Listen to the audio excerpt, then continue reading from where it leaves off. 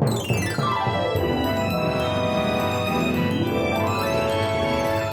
to the Skeptic Zone, the podcast from Australia for science and reason. Here are your hosts, Richard Saunders and Stefan Soiker. Richard, good evening, good morning and good night. All at once, Stefan. All at once around the globe here in the Skeptic Zone. Good to have you back on the zone. I know, it's been a while. I've had a bit of a hiatus. Yeah, did you? Yeah, the operations was a success. and I'm back and it's Happy New Year. Thank you. Happy New Year to you. Yes, last few weeks have been the Skeptic Zone sort of winter and summer special. Yeah, depending on which hemisphere you're in. On where you are. And we had all sorts of interesting things. I've been listening. I've been tuning in with my iTunes on my iPod. It's been wonderful. I don't doubt it.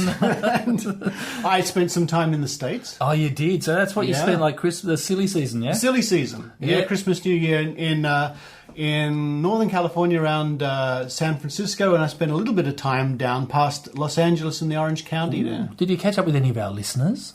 I did. I went to Skeptics in the pub in the OC. Oh, really? And I did, in Newport Beach. Fantastic. And there's a little video you can watch if you go to my YouTube channel, which is Skeptic Zone Podcast. Yes, actually there are two videos on there from Skeptics in the OC. One, me and Brian Dunning from Skeptoid Juggling. Ah, really? Yeah. Why not? And the other one is me demonstrating the amazing power of kinesiology, applied kinesiology. Yes. I've seen it, and I'm convinced. I've actually put an order in. But, have you? Yeah, but the PayPal account's not working yet. So, and did you trudge through any snow there? What was the weather like? No snow, but it was so nice to escape the Sydney heat. Just for a little while. Any of the climate change skeptics out there, it's a funny old summer here. It goes down to 21, 22, and then it peaks at like 35, 36 from day to day. When we recorded the Think Tank, which will be on later in the show, it was hot that day. Hot as, yes. Yeah, today's not too bad. It's a bit muggy, isn't it? It's a bit muggy, but not that anyone would be feeling that if you're listening to us in the Northern Hemisphere. Yeah, they're snowed under, I think, in the Northern Hemisphere. So it's a new year, and for me it's a new year. You've been going the whole time, but what have we got planned for the year? Unbelievable things. Lots more interviews, lots more on-the-scene reporting, some investigations. We're going to bust a few people. We're going to do more reports from America, from the conventions. It's all happening. And we've got a massissive one in November here. So, the year's just going to fly. TAM Australia. And I've been speaking to my alter ego, Mr. Dr. Stefan Soiker. Oh, yeah. And I believe he's got a few new scientific discoveries coming Excellent. In this little season. So excellent. Look forward to that. It's going to be a phenomenon. People are still raving about the gut flush. Gut flush. I still use it. You still use it. So, what's on for this particular individual episode? Well, let's kick off this episode with an interview that Dr. Rachael and I did with a guy called Tim Brunero. Now, a lot of listeners in Australia will know the name. Tim was on Big Brother. Yes, he was. Did he win or come second? He came second. Yeah, he's a bit of a legend. He's pretty cool. He's also a writer for The Chaser. I bet you the international listeners know The Chaser. They would have heard of that big they can Google OPEC thing. That's right. These guys are on our national broadcaster here. They do all sorts of pranks and silly like Bin Laden getting out at the big OPEC convention. So that's going to be fun. That's interesting. And he's into investigating cults and religions. Whoa. There's a few of those around. It certainly is. And that'll be followed by Kylie Sturgis with her Token Skeptic. Oh, the little Token roundup of news and events. Oh, that's good. And the old Skeptics in the pub is coming up. Yeah, well, that's the Think Tank. Oh, of course. Yes, the Think Tank. Yes, and that'll be followed by the good old Think Tank, where it's this week Dr. Rachael, Dianne Verstappen, Joe Benhamu, Eran, Segev, and myself. And in fact, we're doing another one in a couple of weeks, Stefan, and I hope you can come along. I am going to be there. All this internationalism, all those list of names you rattle off there was almost a tongue twister. It was, actually. It is, now I come to think about it, it is. No, but I will be seeing you at the Think Tank in a couple of weeks' time. That'll be really cool. Awesome. And just in case I forget to mention it, at the end of the show, next week we do have a special Think Tank, which is actually a Think Tub. Oh, really? What? Yeah. You're in a spa. We're in a hot tub. Oh, look out for that next week. There's a Think Tank called the Think Tub. Oh, jeez. Now, before we get into the show, a few little notes. worthy of your attention, listeners. James Randi has just posted up a new video about his ordeal with chemotherapy. Oh, really? And how well he's done with it. And it's a really inspirational, wonderful video. So head to randy.org and check it out. And there was no Reiki sort of Reiki-enhanced chemotherapy, just straight out chemo. I think he just relied on good old Western, so they say, medicine. That's phenomenal. Well, look, I'm going to go and watch it right now. It's pretty good. Before you watch it, don't watch it right now. No, okay. Before you watch it, just a quick plea. If you enjoy the show, listeners, and I really hope you do, Stefan, I hope you enjoy the show, there's a PayPal button on our website at www.skepticzone.tv. Helps us do the show because we're all volunteers. Yeah, that is true. And we've got Kylie Sturgis, Dr. Rachael, and all the other reporters, Joe, Eran, working very hard. Yeah. And their bus fares, bus fares in Sydney are very expensive. Very expensive. So that anything can help. So if you feel like helping the Skeptic Zone, all donations much appreciated. But let's not talk about that. Forget it. Let's just move on. Let's do the show. Do it. All right, here we go.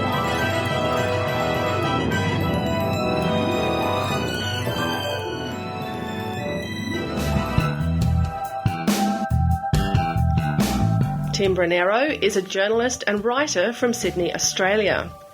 And if you think his name sounds familiar, you might remember him from Big Brother Series 2 in Australia, which aired in 2005. But, as you'll find from this interview, there is much more to Tim Brunero than just looking pretty on Big Brother. Tim has long been a blogger at the Chaser website, where he has written extensive pieces about cults and religion. Tim has investigated the likes of the Hillsong Church, Scientology, and cults such as Freedom Force. Richard and I met up with Tim to have a chat about his experiences. So I'm here with Tim Brunero. Hello, Tim. Welcome to the Skeptic Zone. Hi. And Richard's here with me as well. Hello, Richard. Hello, Dr. Rachael. And we've come to talk to Tim today in a share house, Tim. And I thought you'd given up share housing about 3 years ago. Didn't you write a blog about no more share housing? Well, this is the thing when you write for the Chaser or anywhere where you're blogging, you come up with the idea and you go, that's a good idea, and you write it up. And sometimes it's not true. I know that's going to surprise you that you get carried away with yourself in the media, but I was very sick of my housemates, and I could think of all the reasons to leave. But then, of course, there are a whole lot of other reasons to stay. The warm cups of Nescafe at 11 o'clock when you're both yakking away, and it's when you get a bit sick or something. It's lovely to be around people, especially if they're friends, and also there's an economic factor there as well because there are no cameras in the walls. Exactly, there's no cameras in the walls. But no, I do like share housing because I like people. So, Tim, I should introduce you as a journalist by trade, but many of our Australian listeners would know you from Big Brother Series 5, where you came runner-up, and you were pretty popular, actually, throughout that series. Most people found you intriguing because you were rare in the sense that you were more than just, do I look hot in here, in the house. So can you tell us a little bit about that experience? Because I believe the reason you came to be on Big Brother has something to do with the Chaser, is that right? Well, I'd written for the Chaser for many years before going on Big Brother, and I was...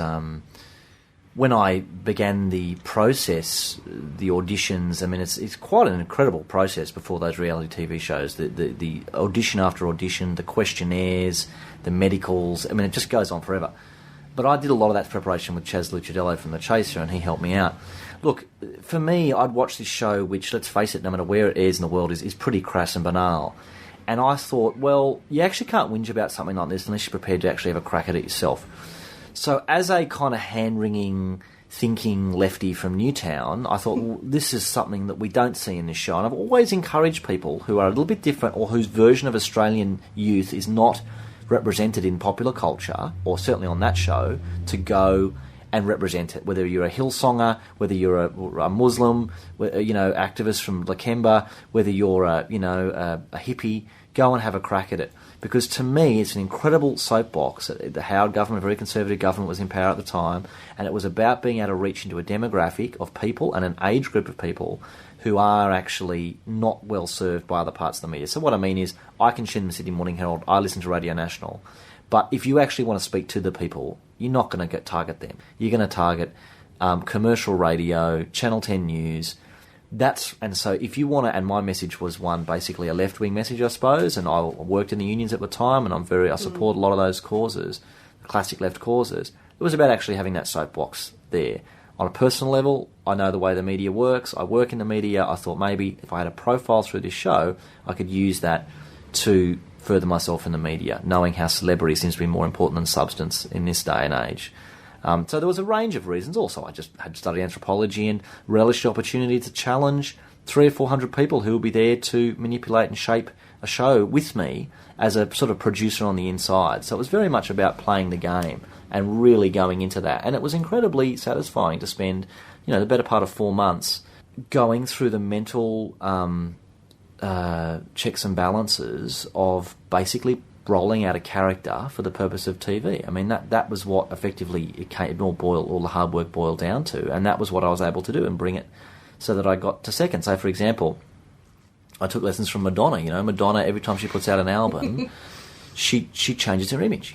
So it's David Bowie. Yeah, David Bowie. Yeah. So I would get my hair cut all crazy one week, or I would get it coloured the week after, or I was aware that these shows function like any soapy, like Home and Away or Bold and the Beautiful. There's plots and subplots. When you see them arising, you've got to inject yourself into them. But even better, create your own plot. So I became the little guy doing weights. That became a key plot. And I would go and ask for protein powder, and I would perpetuate this thing that I was the little guy who was 15 kilos lighter than anyone else, any other big, strong boys in the house. But because it was funny for Tim to be the one who was going, let's go and do weights, not the muscly boys. So I knew that was part of my story. So it was about rolling out, in some ways, I suppose, quite insincerely, a character, not be part of the logjam of people trying to vomit their personalities onto Australia, because they do. They say they get a blend of personalities, but from my reading of the show, they're mainly incredibly extroverted people. I mean, only extroverts would go on that show. But I actually think that there are a lot of people who wouldn't want to do it. It actually is quite exposing. You are metaphorically and literally naked, There'll be pictures of me naked until the end of time on the internet, So you actually... I'm not saying it's rare for someone to want to do this, but I'm just saying it does take a certain kind of person. Unfortunately, there was a rule change in my year where you could nominate someone or vote for someone out of the house for flying under the radar. Of course, we didn't anticipate that in our planning, and that became a major factor because I was nominated that first week because they could all see I was flying under the radar, or they suspected I was. But once I got over that hiccup, I was able to roll through, and of course I ended up very almost taking it out. So it was... Well, now that you've told me that was all a character to me, can I have my $5 back? Well, please? What's funny I voted is that for people you. say that to me. But the thing is, you can't fake a personality. I mean, it wasn't like I faked myself, but much in the same way that when you go and see your mum and dad, you're not throwing out the curse words. We all have different characters in our lives. Mm-hmm. We all censor ourselves and change our behaviour. This was about really thinking about how the dynamics of this game show, and it is a game show, and I don't resolve yes, absolutely. from... It's a game show with contestants that are to win a prize. So I was never hurtful to people, and I never didn't see that I was being manipulative in the sense that I never intended to be manipulative. I don't think I was. I rolled out my personality in a way that I was conscious of. And if you're an intelligent person, you don't put yourself in a situation like that without thinking. I mean, it is completely sincere for me to think about what I'm doing and to censor myself because I'm a thoughtful person who would do that in real life. But it was incredibly, in terms of the psychology of it, I know that I was affected by, especially the first couple of weeks afterwards. For some weeks after the show, I had a lot of trouble talking to people intimately in front of mirrors. Because you thought there was a camera behind the mirror? Because I thought there was a camera behind the mirror. It did take me a couple of weeks to admit that I was playing the game to the media. Because, you do a round of media interviews as you go around, and TV and radio, and then, of course, you hit the sort of nightclubs on the circuit around all the capital cities, and then as you go around, the network sort all that out for you. Yeah, your agent does, and you get paid for each appearance. But of course, they get less and less salubrious as you go along. Yeah, and you end up at RSL. Well, you literally end up at RSLs, at Ridley Hill RSL, and in Karratha, and the back blocks of Melbourne, like right at the back of Melbourne. And you're there at 3:00 in the morning. Well, who could possibly want us? Andy Norman. It's I was going to say it's just a bit like Extras, isn't it? It's like the The Office, where he, the second series where he. Oh, that's what I was talking about. Yeah, The Office. So very much he ends up in the clubs. Yeah. That style of thing. So it took me a long time. I actually admitted it to Chris and Craig, of course, Chaser riders who had a show on Triple J at the time on a drive show, and I told them because. For some reason, that was when I felt comfortable to let it go. But I was on TV the night after the end of the show, and Rove, who's once was a host in Australia, he asked me, and I denied it because I was so used to denying it. I wasn't ready, and I was so worried about people's the way people would view me, because basically you have to make a choice between being the nice guy and being smart and sly. Now, which would you rather be? The nice guy who was really sincere, or would you rather be the smart, sly guy who actually played it a little bit and actually rolled the dice a little bit? So that was the choice. And at the end, I eventually wrote a big feature piece for the Herald where I talked about how I'd contrived and I rolled out and I had a strategy and stuff. So I don't think that's a secret, though, Tim. I'm sure there were lots of other people, those that had the mental capacity to do so, who were playing the game. Playing the game. That's the whole point of it. Well, and there's no doubt that everyone was playing the game, and so I don't have any. There's no guilt associated with it because, as we've already said, it's a game show, but also everyone was doing it. And if they say that they weren't, then they're lying. They're just simply lying. Or they're stupid. There's just no other way to describe it. Well, let's talk a little bit about some of your other interests, Tim. I know that as part of your writing, you do a lot of work with cults. And in particular, you've done a lot of research with Scientology.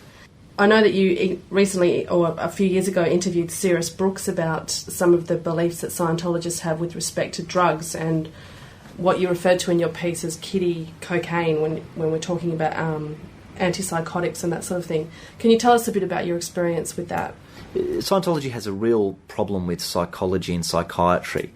It's a little bit like in 1984 where we're not fighting Eurasia this week, we're fighting whatever the other country was. They need an enemy, I think, Scientology. I think a lot of groups need an other to dislike and to define themselves against. And obviously psychology, because its views of Scientology probably would be quite negative. I'd say They're an obvious target. That's a very good analogy. In fact, one you just raised there with 1984.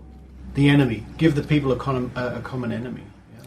And so I think that that's why they target psychology. But what fascinates me with a lot of these groups, and especially Scientology, is what you actually learn about the human condition through thinking about what it gives to people to be part of them. I know that I was raised in a supportive environment where I got love and support at every turn, in a happy middle-class household where mum and dad earned good money, were politically aware, were very switched on, progressive.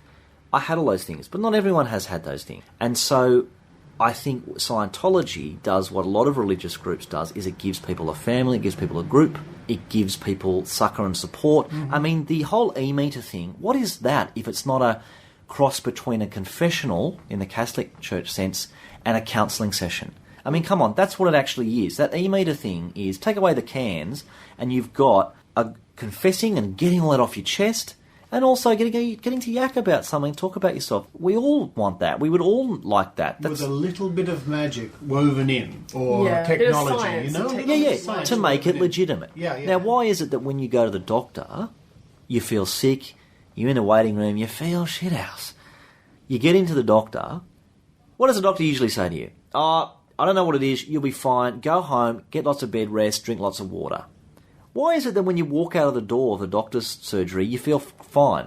Well, the reason is because he's told you you're not going to die, because he has what in our modern culture is the witch doctor mantle. Except instead of being in touch with the gods, he's done his 6 years of medical training, which has for us, some mystical placebo effect that allows us to. And it's exactly the same with these groups. It's this... I finally know the answer. It's like with, when I do Hillsong and stuff. I mean, what I hate about Christianity and those Pentecostal groups is the laziness of it. The idea that all the answers are in one book. Mm. I'm sorry, but life is much more complex than that. The Bible, of course, is a fascinating text with a whole lot of really interesting ideas, a lot of them really, really positive in it. But the idea that you can just get everything from that book is just so lazy. And I think that, in terms of Scientology and a lot of these groups, they come with a prefabbed explanation for almost everything. And it crosses over not just in epistemology and sort of cosmology and that sort of stuff, an explanation for the world, but also goes deep down into your personal relationships and stuff. So it actually gives you the whole gamut, you know, and it's interesting in that sense because it does actually give you. It's almost like a package deal. It's a religion. It's a way to live. Mm-hmm. Do you know what I mean? It literally prescribes diets and stuff. I mean, you could almost be a blank sheet and walk in there and get a whole personality. You know what I mean?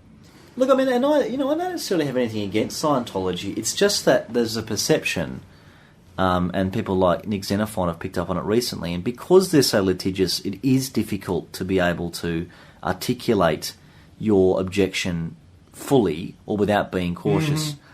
Because I have received the 10-page letters and I have received the phone calls every week when I've written stuff about them. But I think that in general terms, you know, it's perceived that, as you say, there always will be something wrong with you and that you will always need to hand over the dosh in order to be cured. Now, you might say to me, but hang on, how's that any different to the Catholic Church or any other churches? I mean, Brian Houston from Hillsong quite rightly says, well, of course we're asking our congregation for money. The Catholic Church and the Anglican Church have had about 2,000 years and 1,000 years to get there, you know, dosh in a good situation. We started, you know, in 1987. So what I'm saying is you really can't split them away from other religions or mainstream religion except in their urgency. Do you know what I mean? It's the urgency of wanting to get that money and that translates into their methods being perhaps unorthodox and people being aggrieved because they feel like they've been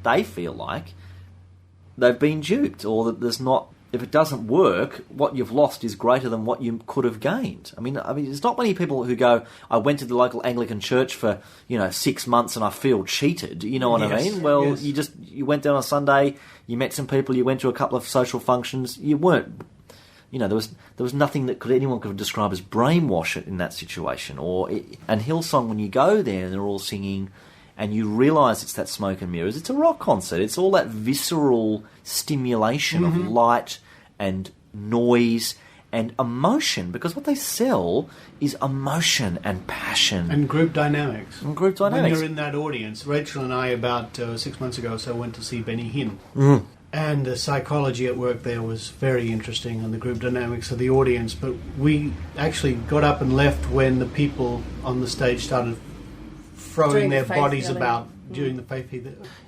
It's interesting because my first taste of Hillsong was before they'd perfected their method. Mm-hmm. My first taste of Hillsong was when I was vulnerable, when I was 17, when I was sitting for the HSC, and we had advertised at our school through some of the kids something called an HSC hype camp.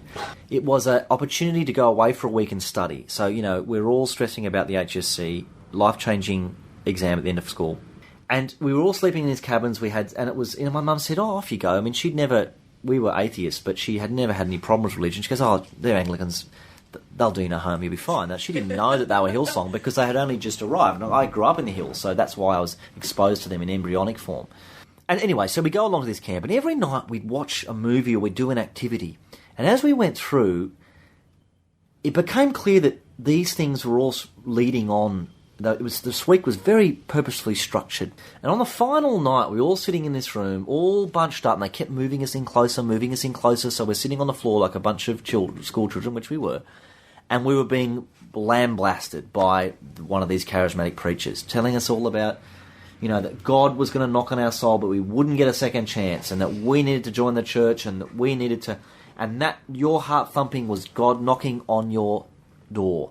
And if you don't pay attention to God knocking on your door, then you don't need to be a physiological sort of expert to know that when people are put under pressure, of course their heart's going to beat. Of course, Mm-hmm. And so kids started putting their hands up, and kids started being taken from the room to be saved and that sort of thing.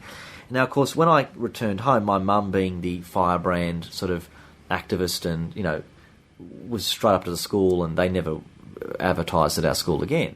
But that was when I realised, that was when I got the burning desire, to speak. Yeah, that these people will prey on vulnerable people, and that's my view. And I do think that when I go many years later, when they're much wealthier, when they've built these enormous churches, we call them churches, but really they're giant sort of convention centres, really, aren't they, out there? Yeah, entertainment convention. Enormous sort of, and that's just not. I'm not complaining about the architecture; it's just as functional as any other church.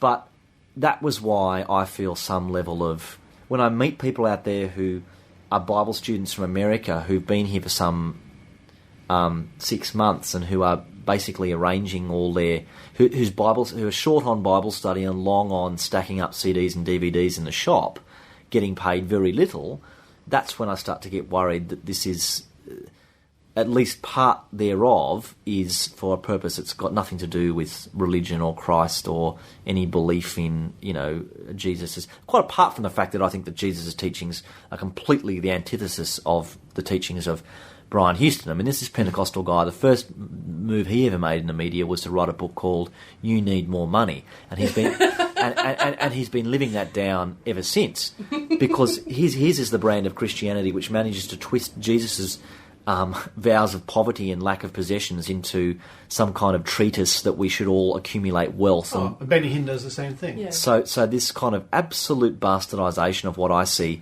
of what the teachings of Christ. But then again, that's a factional argument, or that's an argument about Christ's teachings. I don't want to get into that because that's not the point. The point is that these people, I think, do something which is pernicious and I think is premeditated, and that is why I've always been so fascinated by it, and the fact that I'm more fascinated by why people need that and how we can construct that in a secular, safe way. How can we repeat those experiences that people clearly crave? So how do you satisfy this human urge, but in a way that's safe and that is... they can watch Big Brother.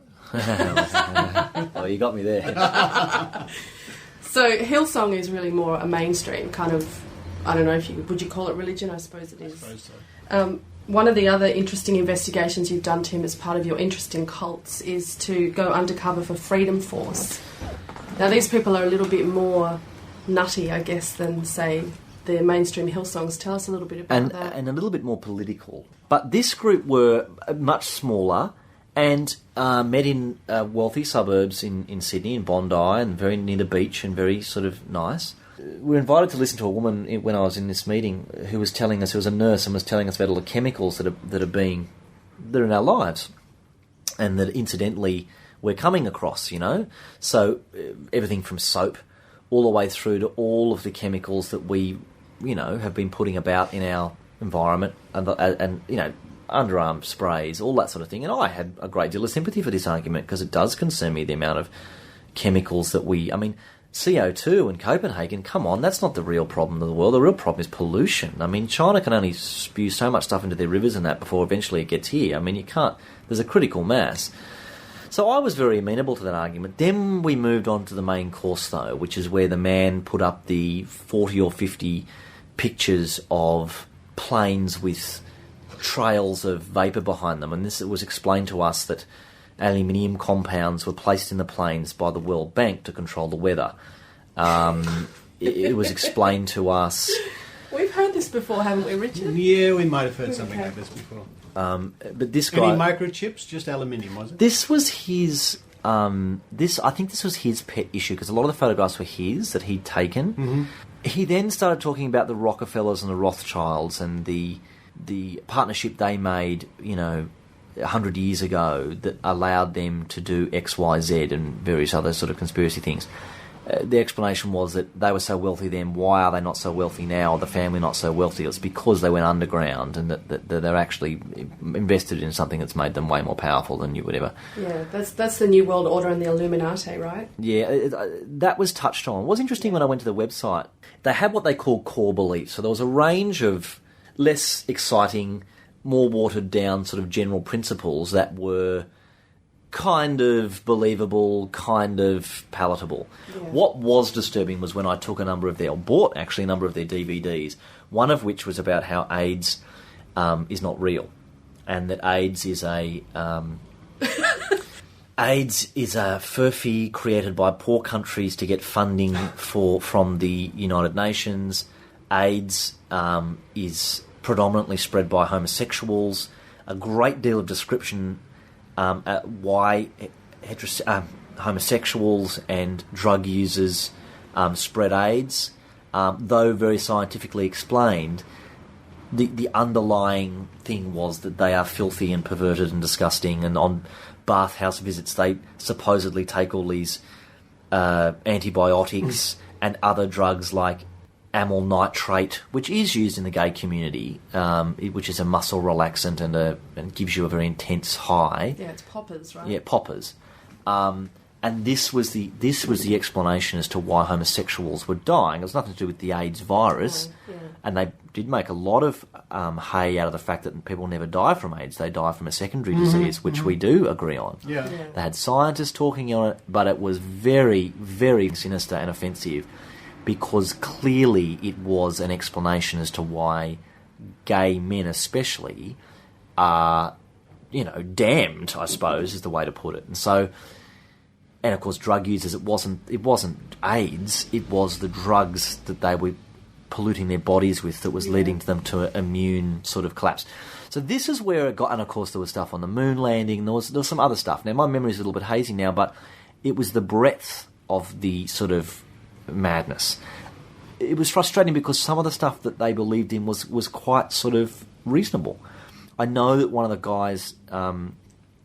runs a health food shop and sells a sort of cafe and sort of macrobiotic sort of stuff, which is quite reasonable. Of course we should all be eating organic food. Of course we should be eating whole foods and not processed foods. I mean, no one really would... But the beautiful blend of that stuff with really quite lunatic stuff was interesting. Can I just say to him, the reason that Richard and I are looking at each other with our eyes wide open is because we've heard all this stuff before through the anti-vax lobby. So the anti-vaccination people tend to start with eat whole foods, you don't need vaccines because you just need a healthy lifestyle and lots of love.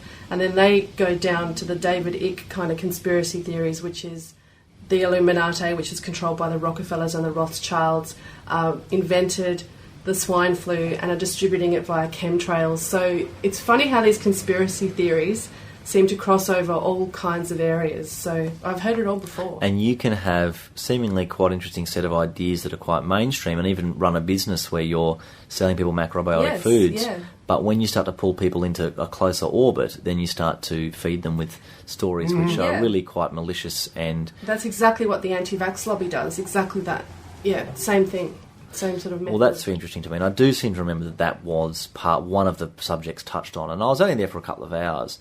But I mean, I was busting the whole time to say your explanation of why there's inequity in the world, and he'd go further than the inherent inequity in capitalism. But of course, I couldn't do that because we had to sort of, as the cameraman that I was with kept saying to me, "Stay on target, because we couldn't actually refute the ideas with anything because we wanted to blend in, and we wanted to interview them afterwards and that sort of thing. So it was frustrating because you couldn't actually, because there were lemmings there. I mean, we were a group of lemmings, and we happened to be kind of aware, but there were other people there who weren't so. This seemed to literally be almost like when I've been to ALP, Australian Labor Party meetings here. It's a group of fuddy-duddies who get together and, I don't know if you've ever been to an Australian Labor Party meeting lately, but they are the most boring sort of thing. Although our reporter Amanda Rose is a member of the Australian Labor Party, so she probably knows what he's talking about. So what I mean is it seemed no more or no less than, I suppose, and my impression was of a group of well-meaning in the sense that they believe what they believe, putting on a public lecture as you would with if anything was important to you. So if you were a skeptic and wanted to, have an evening about it or create a podcast, and that's what you do with no more motivation that you were trying to spread the truth. Yeah. One of the problems I had, Tim, with doing my research for this interview was a lot of your links on your website are broken, and where you wrote a lot of your stuff on livenews.com.au is closed down. So where can we find your writings now? Well, sadly, being an internet publisher, the problem with it is that it is in perpetuity. I mean, you know that it's not mainstream, so you're not going to get those initial hits like if it was in the Herald or if it was on television. But you trust that, much like this sort of trail of poo that comes out behind a goldfish, that you will get those hits that go on forever, if you know what I mean. That's a lovely analogy. And when they pull it down, it can be frustrating on that level because, but then you have no control. And Live News was a commercial entity that I wrote for and was paid to write pieces for, and it folded, and so my pieces and those links finished. Dare I Ask was a TV show that I did this year. It was on community TV, and it was a talk show. We had 2 standout episodes. I really only found my straps towards the end of the season. We had one on sex workers where we had the head of the Scarlet Alliance, a sex worker and sex worker advocate, a disabled advocate who wants the government to subsidise him seeing sex workers. He was a fascinating, interesting person who spent a lot of time, truth be known, helping disabled people and others masturbate, or helping people with disabilities have sexual relations. Can you imagine what it's like to have a severe physical abnormality and to come on a show and to talk candidly about how he had to ask his mother to give him access to a sex worker, and after a couple of times he had to ask his mother, who's a staunch Catholic, to give him access to a male sex worker. I mean, can you imagine how fascinating that story is? Yeah. That was what was amazing. So this is what some of the stuff I've been doing lately, and I suppose in some ways Big Brother gave me that profile, but to be honest, what it really gave me was confidence. I don't know why, but it's something about fame, is it gives you some sense that you feel confidence to go and do something like that. And those are stories. Now, I will sell my soul and work and do commercial work, of course, but when I write for The Chaser and Bust Colts, or when I am telling stories like that on community TV, albeit to small audiences, that's what I personally have got out of the Big Brother experience. Now, listeners can actually see those episodes of Dare I Ask. They're all online. Do we have the website handy? Oh, you just punch up Dare I Ask in Google and it would come up. And well, I've got a website, just my name, timbrunero.com, and I tried to put links up to stuff that I'm doing there. And really, I do write, and I do, throw up the odd thing which might be interesting to people. Certainly there's a link there to my Chaser blogs that where I did a great body of work there that I'm very proud of. Well, thanks very much for joining us today, Tim. No problem, Rachael. Thank you, Richard. Thank you.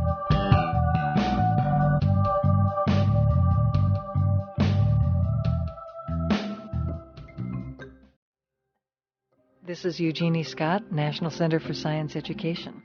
You can find us at www.ncsc.com. Come see us if you want to know anything about the creationism and evolution conflict in the United States, or more's the pity internationally these days. We are a clearinghouse for information on this vexing but certainly very interesting problem.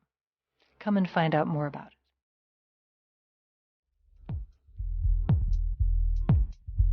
Welcome to the Token Skeptic roundup of sites, blogs, projects and activism out there. Firstly, if you're a listener to the Skeptic Zone podcast, we're running a survey on how we've been doing so far. Head to our blog at skepticzone.wordpress.com and give us some feedback and suggestions on how 2009 went. The Young Australian Skeptics blog anthology has concluded, and we're currently reviewing over 100 blog post entries. Many thanks to those who've submitted sites, and we'll be producing this at the end of January after contacting the finalists. In the meantime, check out the 2009 Open Laboratory Anthology, which is in production over at scienceblogs.com. Leo Igwe is the Director for the Centre for Inquiry in Nigeria and Executive Director of the Nigerian Humanist Movement, who has battled against female genital mutilation, the oppression of women in Africa, witch hunters, and all manners of dangerous paranormal belief in that continent. He has written numerous articles for the Australian Skeptic magazine for a number of years. Igwe accused a man of raping a 10-year-old girl in Nigeria, and this man has turned around and accused Igwe and his father of murdering another person. This is apparently a false charge, since the body was examined and found to have died due to a HIV/AIDS-related illness. Igwe was arrested, temporarily imprisoned on this charge, and then let out on bail. The most recent update is that the man who has been making all the problems for Leo and his family and made the allegations didn't even turn up for a hearing this week, and the case will continue with someone having to face charges for either murder or for making a false statement. The Think Humanism Forum and the blog site of UK author Stephen Law, found at thinkhumanism.com and stephenlaw.blogspot.com, have been updating on the case and what can be done to help. Suggestions include writing to Amnesty International and making sure that the authorities in Nigeria are aware of the international concern. Contacting local Nigerian embassies is also suggested, and head to stephenlaw.blogspot.com for regular updates. The 1023 campaign is a national movement in the UK headed by the Merseyside Skeptic Society. They are aiming to raise awareness of homeopathy, a multi-million-pound industry based upon a long-discredited 18th century ritual, selling remedies to the public which have no scientific basis and no credible evidence for their efficacy beyond the placebo effect. We'll be featuring more on the campaign on the Skeptic Zone later this month. Head to their official site at 1023.org.uk in order to read about their project and their most recent campaign, An Open Letter to Alliance Boots. The Grassroots Skeptics site continues to work on updating links to blogs, media sites and initiatives by skeptics, and now they are starting a speakers database. Head over to the Grassroots Skeptics site over the coming weeks to contribute more to their database and help get more information on good presenters for conferences, lectures and panels. That could very well be you. So give feedback and check out their site at ohioskeptic.com/grassroots skeptics. Finally, a new podcast is out called The Token Skeptic. You can hear me talk weekly about paranormal beliefs, pseudoscience, superstitions and science at tokenskeptic.org. Please remember, if you'd like to have your site or your project foregrounded on the Skeptic Zone podcast, write into us at the official site at skepticzone.tv.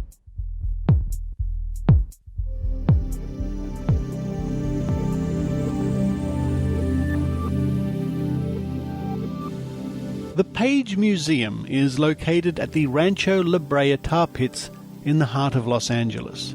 Rancho La Brea is one of the world's most famous fossil localities, recognized for having the largest and most diverse assemblage of extinct Ice Age plants and animals in the world.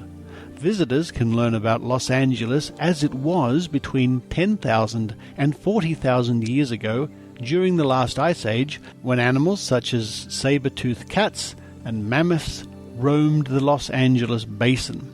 On a fine sunny Los Angeles day, Brian Dunning from the Skeptoid podcast and I drove up from the Orange County to explore this interesting area.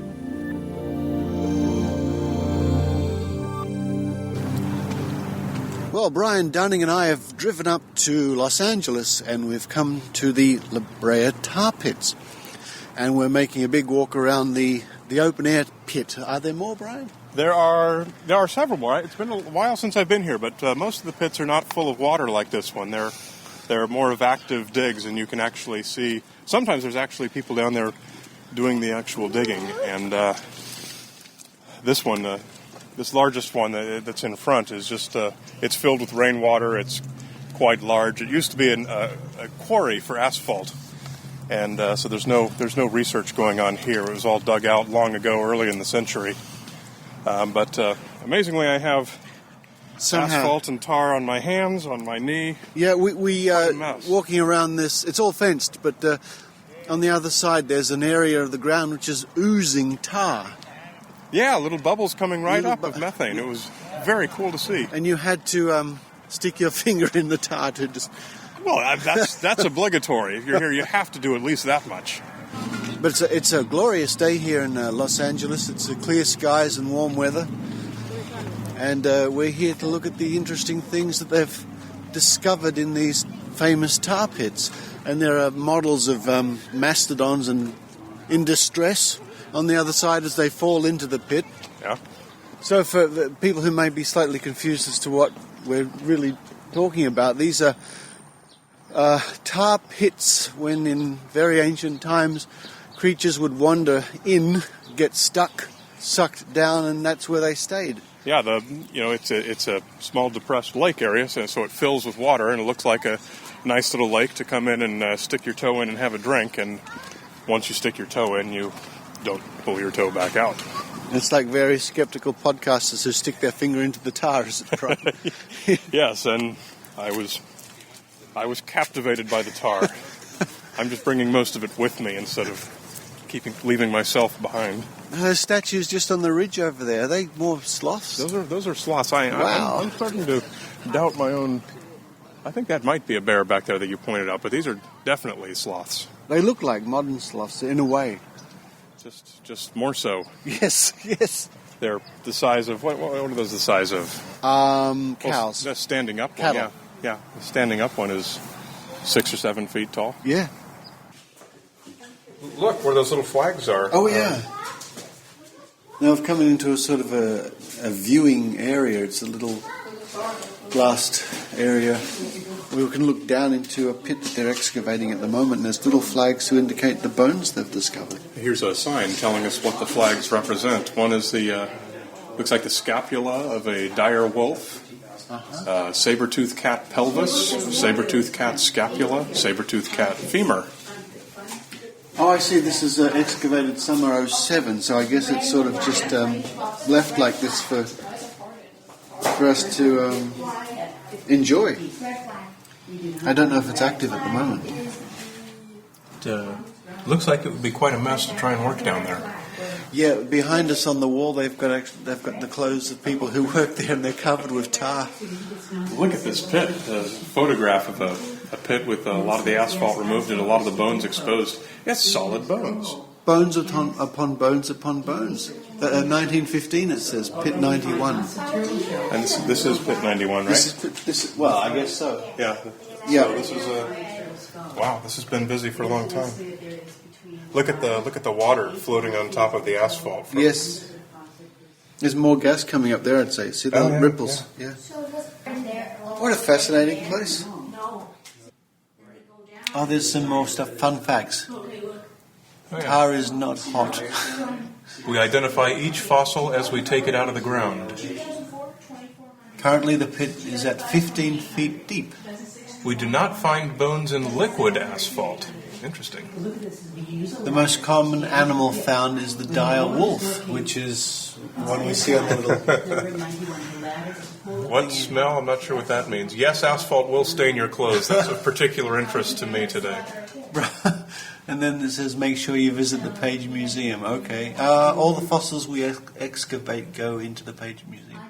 No, there's an interesting one on the side there. No dinosaurs are found at the tar pits. Dinosaurs died 65 million years before the tar pits were formed. I recall when Jurassic Park was in the theaters. We went to the San Diego Zoo, and they said one of the most common questions they were getting from visitors is, where do we see the dinosaurs? What? Absolutely true. That's a sad statement. Now we've entered the museum itself, and it's really nice, Brian, because it's not crowded. I'm amazed that it's not crowded today. It's a beautiful Sunday. There's plenty of space to see all the exhibitions here, and we're standing in front of a giant sloth, the skeleton of. Wow. Glossotherium harlani. Weighed 1,500 pounds. That's a big boy. A lot of hamburger there. Yeah. Interesting. Look at his feet. He actually walks on his ankles, the same as humans do. And that's generally a characteristic found of tree-dwelling animals. Usually most animals run on their fingers and toes. On their toes, yeah. What's this one? What the hell is this? Looks like some sort of distorted cow. It's like a cross between a triceratops and... It's a bison. Yeah. But the spine is incredibly exaggerated. Dimetrodon, I was thinking, not triceratops. That looks like the cow from hell, doesn't it? And that thing wandered into the tar pits. Whoops. That must have been quite a scene. Yeah. What do we have here? Interactive display. Oh. Oh, jeez. You know what Brian's trying to do now? It's an interesting display where you can feel the force of the tar by pulling up on a handle and trying to... They have these pistons going down into the tar, and you can pull up on them and push down to see how sticky and dense the tar is. That's something else. If you got your foot stuck in this, it would be no easy job to get out. Yeah. Oh, that one's just almost stuck like it's concrete. I can hardly lift it myself. And as you might guess, the wide cylinders, the thicker ones with the greater surface area, are much harder to pull out than the small, skinny ones. The small, skinny ones come out quite easily. Well, relatively. 2 centimeters, 3. Up and down, no problem. Imagine a mastodon hoof, foot. Yeah, stepping into that. You're not getting that leg out again. Yeah. Look at the size of this guy. Holy. Okay, we're just walking over to the other side of the room, and behind is sort of a petition which has come down from the ceiling. We go underneath Wow. It's one of them, Brian. What the hell is this? That is gigantic. Let's just read what the sign says over here. It's a mammoth. Yeah, it's a mammoth. Colombian mammoth. All right. That's why they call them mammoths. That's much larger than an elephant. Oh, and then some. Look at his tusks. They're insane. His tusks, they stick out, 3 meters? Easily, and bend back. Yeah, they bend. They're actually kind of knotted together. They cross over each other. That would make them less useful, I would think, for just about any purpose. But an elephant would only come up to what? Somewhere up the shoulder here, I'm sure. Yeah. I mean, we're having to crane our heads to look up to the top of this beast. It walks on its toes, though. I could easily walk underneath his under the rib cage. Yeah. Yep. It's not if you see something like this that you really appreciate the scale. I would not want to be chased around by this thing, I'll tell you that. I tell you what, though, it's a lot of meat there for Neanderthal, man. You can have a few steaks out of that. They probably didn't need more than 1 or 2 of these on board the Ark to feed them for the whole voyage. What the hell is this? Here's our wolf. Oh, these are dire wolves. It's a whole wall of nothing but wolves' skulls. How many have we got across here? We've got about 6 across, about 2, 4, 6, 8, 10, 12, 14, 16, 18 high, and 4 walls that size. 4 paneled, but no, there are more here. There's another row. Oh, someone calculate that. Thank you. There are hundreds of them. Hundreds of these poor wolves over the thousands of years wandered into this pit, huh? It's 404 of them. There you go. More than 1,600 wolves whose remains have been found in the pits. Oh, I see. They attempted to feed on animals trapped in the asphalt and became stuck themselves. Just walk around this side. California saber-tooth. There it is. Wow. Smilodon californicus. That's why they call them saber-tooth. Look at the size of those teeth. It says he probably ambushed the larger and slower animals such as ground sloths and young mammoths. Why would he have to ambush them? He could simply just walk right up, chase them down, and grab them by the throat, and then that's the end of it. Now this is interesting. We've walked over here to looking into a large room. It's all glass, so we can see straight into it. It looks like a fishbowl. And there are a couple of scientists in there working away on their fossils. This is Zed's left tusk. They've got what appears to be an entire tusk from a mammoth. Wrapped in plaster. Yeah. It's marked, this is Zed's left tusk. So apparently somewhere there's a right tusk. And here's Zed's femur. Yeah. These are all on display just behind the scientists here, or the workers who are scraping away little bits of tar, I guess, and then towards the background there's catalogues and there's animals and there's all sorts of shelves with bones everywhere. Let's walk around, and on display for us here are lots of bones and little bits and pieces. They're working on jars and things. Small, it says mouse toe bone. Look at that. Look at that. That is a mouse's toe bone, and it's the size of a sliver you might pull out of your finger. Yeah. I don't know how they would actually find that. Oh, I see. Look, mouse toe bone. It's probably a modern mouse, I don't know. Small mouse toe bone, which is barely visible. Mammoth toe bone. Which is the size of a big potato. Yeah. Wow. Leaving these poor wretches working behind the glass for all to see. We've walked over to another display of a robot saber-toothed tiger attacking a robot sloth. Yeah. Kind of reminiscent of something you might see at the Creation Museum, isn't it? Kind of that level of cheesiness. It is a bit cheesy, but it's good to see it. It's good to see it.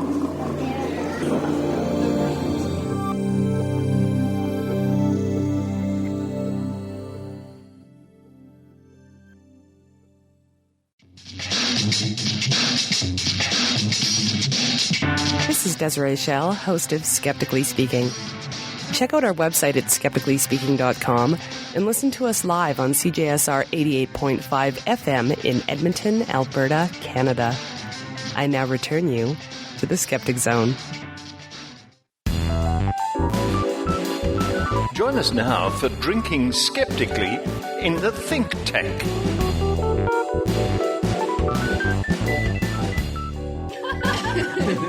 All right, here we go.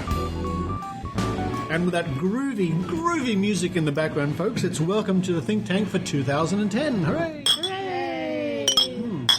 Cheers. Oh, that's good. Today it's water, folks. I must admit it's not beer or champagne or margaritas or whatever else. Oh, excuse me, it's water because today in Sydney it was stinking hot. Don't all agree it was.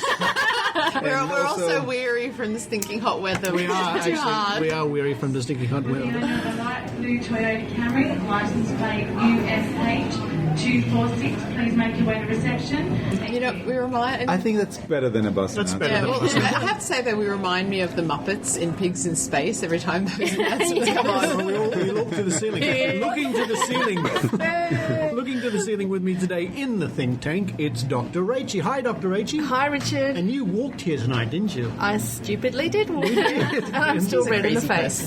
Joe Benhamu. Hello, Joe. Hi, Richard. Good to see you again. Thank you. And you were in America too. I was. I was. I got caught in a blizzard. It was lucky awesome. you. Today I wish I was too. We have Dianne Verstappen. Hello, Dianne. How are you, Richard? I'm good. I'm glad to be home again. Bit jet lagged still because I only got back yesterday, but it's good to be here. And Eran Segev. Hello, Richard. Hello, Eran. Good to see you again too.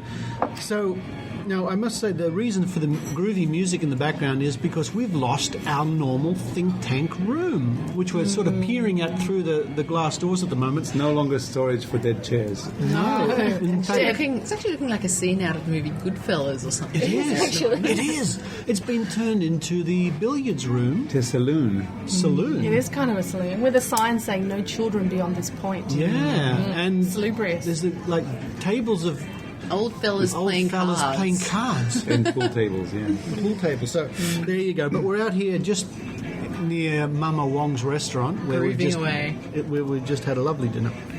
So let's get stuck into the think tank for this year. Excellent to be back again. Dr. Rachael, let's quickly kick off with a slight correction. Yes, well, I have to make an apology to Gold from New Zealand because I incorrectly said on episode number 61, which was from our Christmas party. Yes. Australian Skeptics Christmas party, that Kylie Sturgis set up the Auckland Skeptics in the pub. Now, Gold kindly sent me an email and to let me know that actually Kylie didn't set it up. It was a number of New Zealand skeptics, including himself, who've set up Skeptics in the pub in all different parts of New Zealand, including Christchurch and Auckland. Yep. I don't know why I thought that was Kylie. But I don't know why either. I think it was because Kylie was their first guest or speaker something like that. Yeah. But I just wanted to make that correction, and I also wanted to point out, and Gold suggested we point this out, unlike alternative medicine, we are self-correcting on the Skeptic Zone. So I apologise, and we made a mistake. Oh, little mistake. I mean, I'm sure they understand. Yes, Kylie was certainly there, and she recorded it. That's right, yeah. And, for the show, and all our listeners in Auckland get along to Skeptics in the Pub, and there's a free plug for you see? Oh, so it's all worked out. All right, now, what do you have for us, Dr. Rachael? All right, let's kick off with some news stories that have happened in Australia over the break and also in the last week or so. Some of our Australian listeners would remember the story of Tamar Stitt. Now, she was a 10-year-old girl who had a rare form of liver cancer known as hepatoblastoma. And she was in a story on a current affairs TV show in Australia recently. And she was the subject of this story because her parents had decided that they didn't want her to get chemotherapy. And the hospital... this was the hospital in Perth, said that if she didn't get it, she would die, and she would die a very painful and long death. And so that her parents, instead of getting her the treatment, they actually smuggled her out of Australia to El Salvador. And that's where she was receiving alternative medicine in the form of clay therapy and herbal tea. This is clay therapy is just basically putting clay on the mud bars. Yeah, it was basically, there's a red clay that you'd find around her uncle's home where she was staying in San Salvador, the capital of El Salvador. And twice a day for 2 hours at a time, her mother would wrap these clay wraps around her torso. And this was, her mum said, in the story that we saw a few months ago, knowing what we know about natural therapies, my first idea was to treat Tamar with that. She said that clay is basically the right medicine for any kind of illness. It can cure anything. It dries up anything that is causing the illness in your system, all the toxics.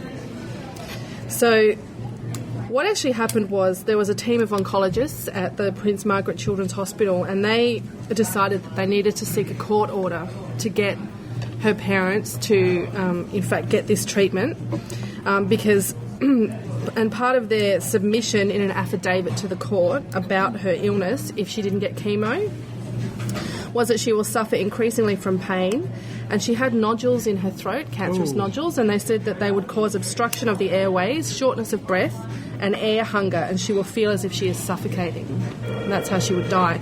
So her parents didn't believe that. They didn't want her to be forced to have this treatment, even though she only had a 50 to 60% chance of survival anyway. Didn't the father have a medical degree of some kind? No. He's a technician. He's a technician. He was. I thought he was a nurse. No, that's what I thought too. No, he's a medical technician. I think he said he worked in an operating theatre. In South Africa, wasn't it? No. London. Yeah. London. Oh, okay. Yeah. He used to work at the Royal Marsden Cancer Hospital in London as a medical technician. But in any case, just recently, another current affairs show in Australia ran their little promos for what's coming up next week. And I saw this when I was in Adelaide on Christmas holidays, and one of the stories that they ran showed Tamar, and although I had the sound on mute, a friend of mine saw that preview, and it said an update on Tamar and reporting on her death. Now we tried to find information about this, so we did a Google search and we couldn't find anything about her alleged death. The only thing that I could find was a comment left on a news site which was dated the 31st of December 2009, which said that Tamar died a month ago in El Salvador. Towards the end, the mother was taking her for chemotherapy, but it was too late. Her death was reported on the news here, meaning El Salvador, 2 days ago. The hospital in El Salvador has confirmed it. So it's interesting because although we can't find any official notification of it, it seems as if she may have passed away, which is obviously very tragic considering that her parents were absolutely convinced that this treatment would...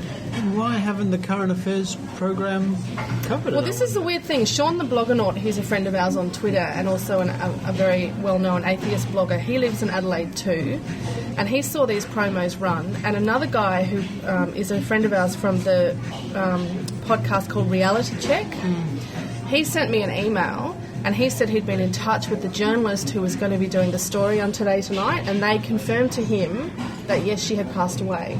But then all of a sudden the stories disappeared. So nobody knows if it was actually broadcast, or it wasn't broadcast? It wasn't broadcast as far as we can ascertain. Because, just as an aside, before I left for my trip on the States, I set my recorder up to record every episode of Today Tonight when I was away. Yeah, we did the same, but the Adelaide show is sometimes slightly different. Oh, it is, yes. To the Sydney show, okay. Although we had people watching it in Adelaide and people watching it in Sydney. I've since been to the Adelaide Today Tonight website and searched for Tamar. There's nothing there. What about, the family were from Perth, weren't they? So would it perhaps be on the Perth? I don't know if Perth has a different Today Tonight. Well, I doubt it. I've Googled extensively and I can't find anything. And as I said, the only thing I can find is this comment on a news story. If our listeners know anything or have a bit of inside information about this or can help us, drop us a note. We'd appreciate it. But speaking of cancer and cures, Eran, you have a story on that, don't you? Yes, absolutely. We spoke some time ago about the two miracles that will probably make Mother Mary MacKillop a saint, and the two miracles were both cures from cancer. One was from leukemia in the 60s, and the other one was from what is apparently lung cancer with metastases in the brain in 93. Now, until a few days ago, no information was known about any of these cases apart from those sketchy details that I've just given.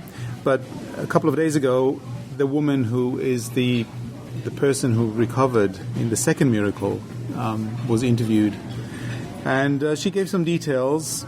I must say, not a lot. She said she was diagnosed with lung cancer, with brain cancer. And she was given a couple of weeks or months to live, not a lot. And she was told by her doctors that she couldn't be cured. And that's when she, prompted by friends, she was given a picture of Mary MacKillop, and they prayed during what she thought were her final weeks. And lo and behold, 2 months later, she started becoming better. And eventually she recovered, and now, 17 years later, she's still alive. But there's obviously lots of questions that can be asked about this. We don't know, for example, about whether the diagnosis was made using imaging only, which can be sometimes very misleading. I know a case very close to me where it was basically certain that there was a brain tumor. It turned out to be something else when the skull was opened. And these things happen all the time. We don't know how the diagnosis was made. We don't know whether she was given any other treatment or not. Just very sketchy details. In the end, even if she was, let's assume that she wasn't given any treatment. All that she was given was prayer by her and her friends. Why is it Mary MacKillop who's responsible? First of all, was God not paying attention that he needed Mary MacKillop to prod him or her? Yeah. Did she have to go through the misery of having cancer and almost dying, and then pray and hope that Mary MacKillop would pay attention?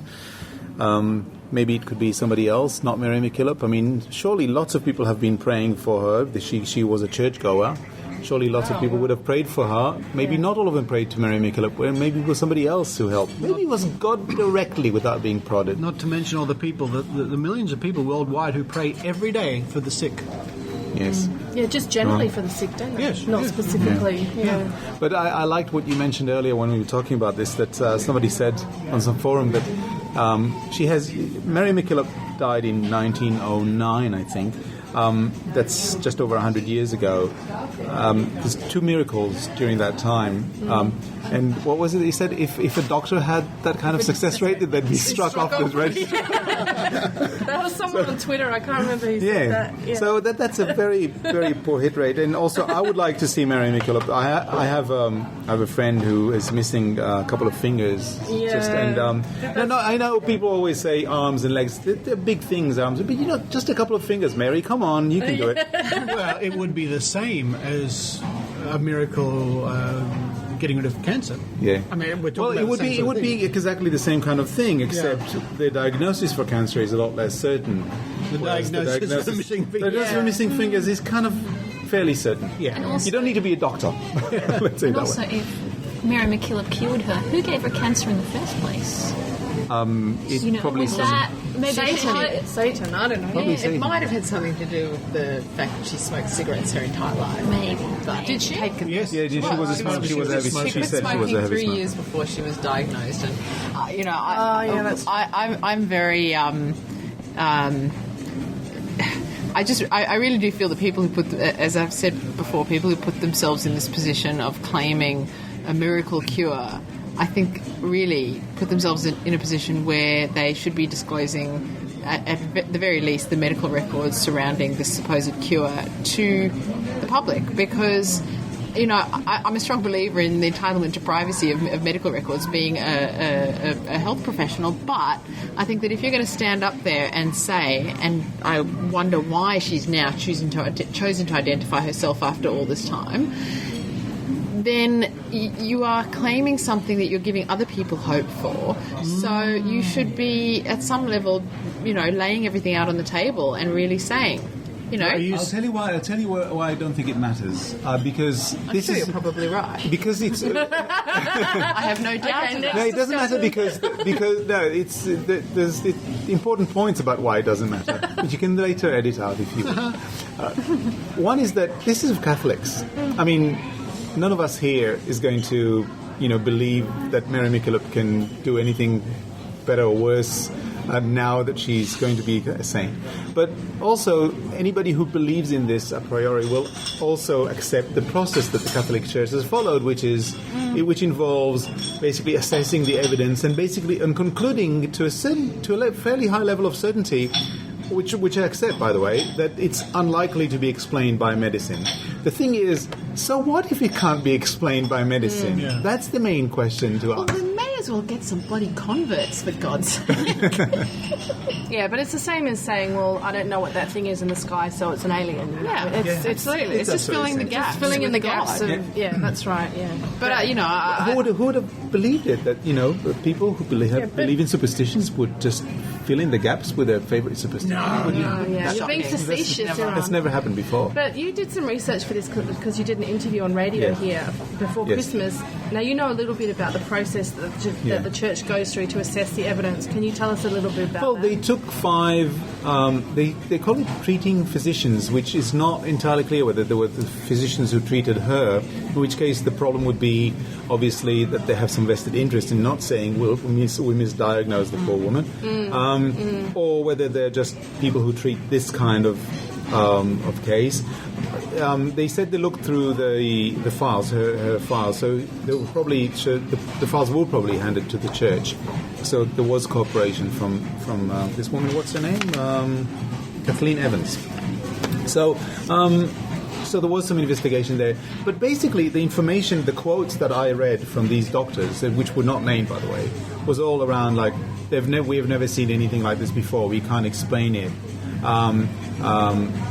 This science can't explain it. It was all around the gap. There was basically we can't explain it. We have never seen anything like this before. And one of the things I actually said on the interview is, what if it is the first? Let's say it's the first case in history. Okay, not just the first case known to these doctors. Let's say it's the very first case in history. So what? It still doesn't make it a miracle. It just makes it extremely unlikely. But unlikely things happen all the time. There's 6 billion people on Earth. But the other thing is also, to sit there and say, to start from the position of we've never seen anything like this before, are they taking that position based on the supposition that her diagnosis was correct? Or are they? And we haven't heard from them, have we? We haven't heard from the treating physicians, whoever they are. They might be really annoyed. What we have are anonymous quotes from these doctors, and now the interview with Kathleen Evans herself. Yeah. But obviously, I'm sure everybody is very pleased that she is actually healthy. So that's great news. The thing is, why attribute it to Mary MacKillop and why attribute it to a miracle at all? So you're a bit jet lagged, aren't you? I am a bit jet lagged. No, they're a very interesting story, and I will be speaking about this a little bit more on SGU coming up. Oh yes, you will. Oh, yes. Excellent. And I notice on my reading glasses case here, I've got a Skeptic's Guide to the Universe sticker, and Eran is wearing a Skeptic's Guide to the Universe T-shirt with the same logo. With the same logo. We're with you guys. We're with you all the way. Do we want to talk about more miracles? Oh, you got another miracle for us. We have. We've got another miracle cure this time. Miracles all round. Miracles all round today. This is a story that broke in Australia on the weekend, and it's about a woman who passed away after taking a magic miracle cure. Oh, yes. Called MMS, or Miracle Mineral Solution. And it's marketed as one of those cure-alls. So if you go to the website, it cures AIDS, cancers, 60 types of cancers, malaria, tuberculosis, you name it, it cures it all. It's an invented... Does it cure advanced cancers as well? Just kidding. It's No, Mary MacKillop has that one, I don't know. It's a Hulda Clark joke. It's a Hulda Clark joke, yeah. She's dead, isn't she? Yes. Yeah. Didn't she die of cancer? Yes. Yeah, advanced. But she hadn't taught any of her acolytes how to cure her, so she couldn't. So she didn't have a cure for advanced cancer. No. Is that her? No. Anyway, this guy is an American. He's invented this stuff, MMS. His name's Jim Humble. Now, I'm sure that you guys... I know. Claims to cure 60 kinds of cancer. His name's Jim Humble. Bleach. That's it. He gives people bleach. Yeah, basically it is. It's chlorine dioxide, which is a form of bleach. But I think everyone here would be familiar with sort of the 7 signs of pseudoscience, right? Mm-hmm. You know, if someone claims that... if they've discovered it themselves without anyone else being around, if they've walked out of a forest and it's been, you know, only just released by the Himalayan indigenous people. Big pharma don't want to tell you about it. Yeah, it's what your doctor doesn't want you to know. You find it at the Mind Body wallet. And it cures pretty much anything. Yeah. All right, so here's some stuff I got from his website. See if you can spot any of those signs of pseudoscience, okay? So if you hear one... Ding? Yes, you can go ding. Yes, ding. Okay. So... a 2007 promotional flyer that he released said, quote, "This man heroically stepped out of the shadows to make this information a natural solution freely available to all humanity." Ding. Ding. MMS is a breakthrough that can save your life. Ding. I wasn't even finished. The answer to AIDS, hepatitis A, B and C, malaria, herpes, TB, most cancers, and many more of mankind's worst diseases. Here's another one. For example, Humble claims that the availability of MMS could soon be threatened by the powers that be. That's not a thing. That's, you know, those... That's a dong. Yeah. You hit the roof with a... Go along with that ball, hit the roof. Anyway, we shouldn't laugh because it's actually, as you mentioned, Eran, it is bleach. And what you're supposed to do with it is you're supposed to take a certain number of drops of it and put it into some sort of acid solution, like... not highly acidic, say something like lemon juice or lime juice, and then you drink it. Now, this woman passed away about 12 hours after taking the drug. And this doesn't necessarily mean the drug killed her, but I'll just tell you about the sort of her illness and how and the circumstances. So she mixed the MMS with lime juice, and then shortly after she became sick with vomiting and diarrhea. Her husband was trying to keep her dehydrated, but she couldn't keep any fluids down. Sorry, hydrated. But she couldn't keep any fluids down. And then after this, she fell into a coma, and 12 hours after taking the drug, she couldn't be revived, and she was dead. Now, just for clarification, though, the reason that this happened in the way that it did was they were actually on a boat fairly in the middle of nowhere. Papua New Guinea? Off the coast of Papua New Guinea. Yeah, they were. So they weren't, you know, they didn't have good medical care easily accessible. That is true, but then he didn't initially call for anyone because he just thought she had vomiting and diarrhea, and it wasn't until she started to faint that he then called for other boats in the area to come and help. They did come, and then someone from the village, a medical practitioner, or I mean a doctor, because that could mean anything these days, a doctor of medicine, came sort of, I think, between 9 and 12 hours after she'd fallen ill, but it was too late. Bleach, huh? Yeah, so in Australia, this stuff has actually caused problems before. The New South Wales Department of Health said that last year, in 2009, 6 people in New South Wales suffered adverse reactions to the drug, and 3 were admitted to hospital.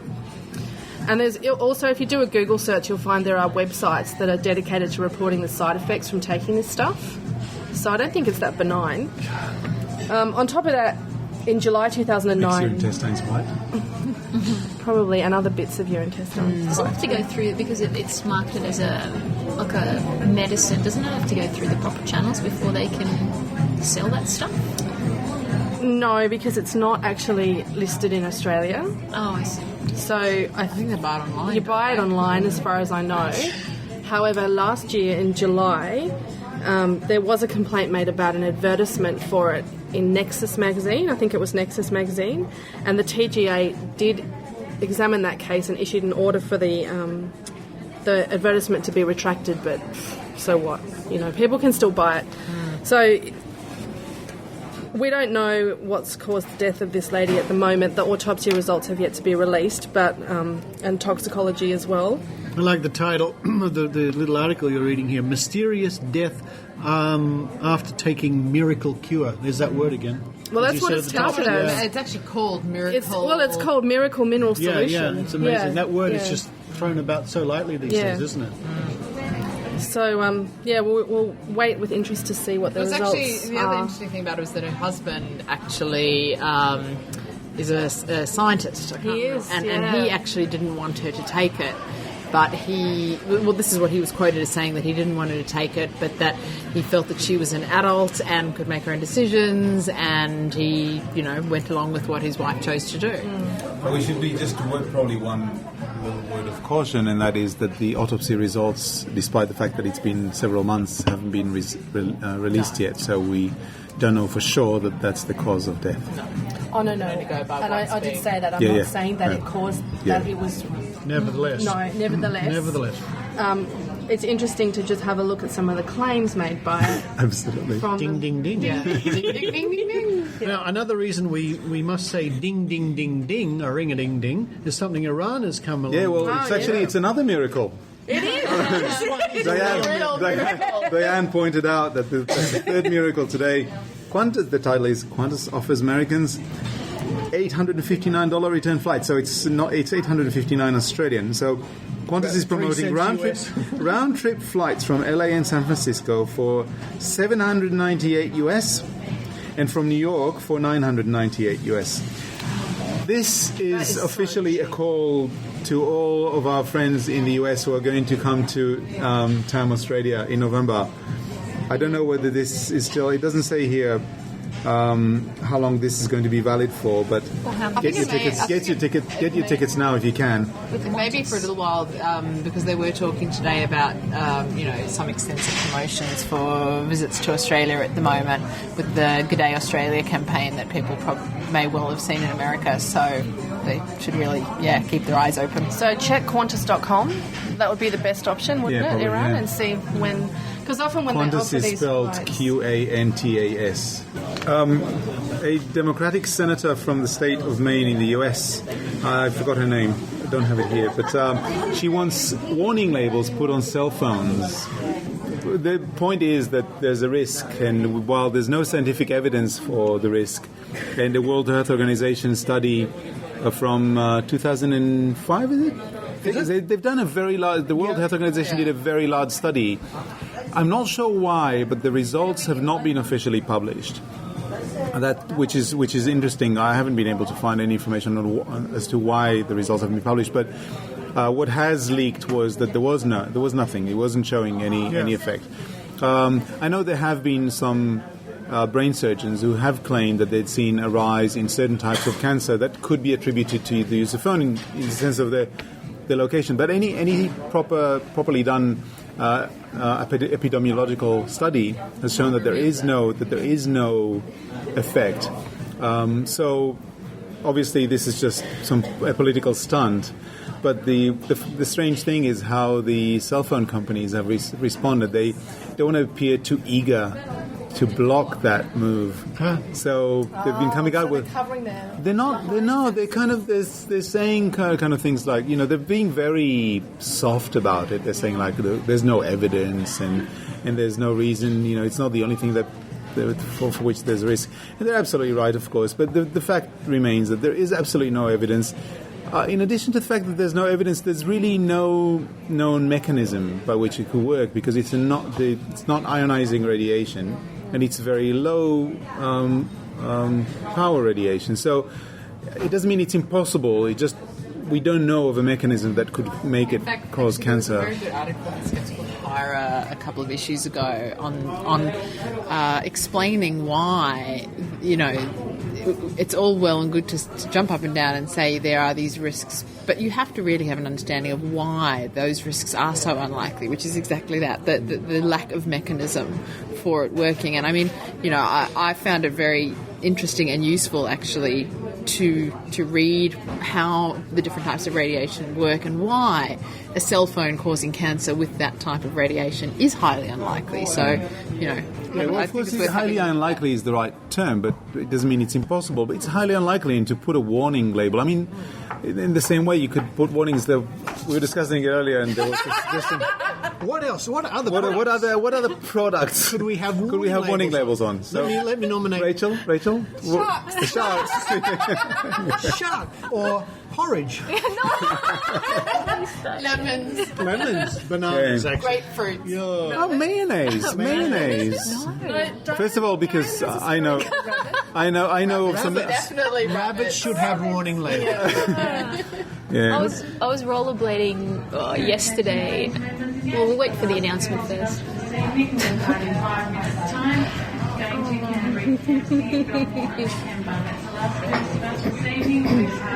The last class? Already. Bedtime. Sorry, now what's this happening? Well, I live in Olympic Park and I go rollerblading quite often, and there's a little bit of wildlife around, but... So I was rollerblading the other day, and I'm not going that fast, but I got hit by a rabbit. A rabbit ran me over. Did it have a label on it? It didn't have a warning label. Maybe you need a warning label for the rabbit. She said she had a hair all over her chest. It jumped up and hit me. I'm not joking. It did hit me. What about that fisherman that got bitten by a flying jellyfish? I don't think that had a warning label on it. There was a fisherman on a bulk carrier and he pulled up, I think it was a fish or water, and an Erakanji, which is a small, highly toxic. What is it, like a jellyfish? Hit him in the face, I think. Oh. And he got stung, so he's transported to hospital in agony. I'm pleased to say that the Skeptic Zone does not carry a warning label. Maybe it will one day. Yes. And I'd like to thank Eran, Dianne, Joanne, and Dr. Rachael for joining me once again in the think tank. And here's to the next one. Cheers, everybody. To a much cooler tomorrow. Oh, I hope. Yes. A rabbit. Rabbit. A rabbit. I'm not joking. I think in this it's called a rabbit.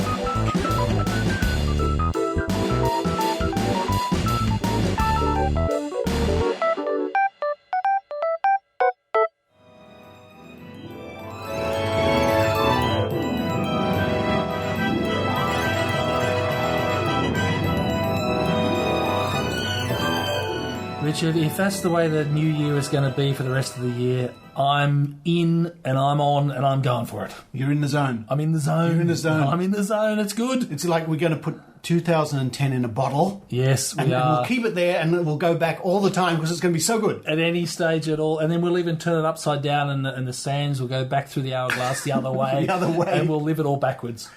I want to do that. That's going to be fabulous.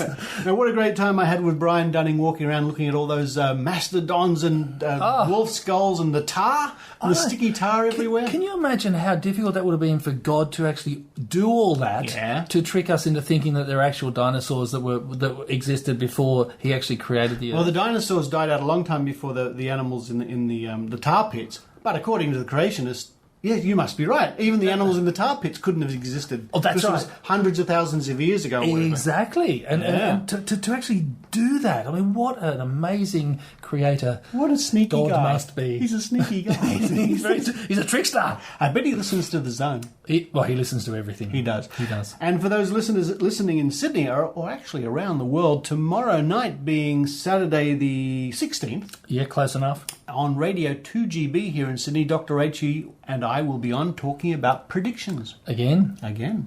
That's what I predict. I certainly hope you will, otherwise you'll be wrong. Well, that's great. We'll all tune into that. But thank you, listeners, once again. It's great to be back. I've missed it a little bit. I've been a few weeks away. Like I said, my hiatus and the operation all went well. But we're back for another year. We're back for another year. We'll see you next week. Bye now. See ya. You've been listening to The Skeptic Zone. Visit our website at www.skepticzone.tv for comments, contacts, and extra video reports. The Skeptic Zone.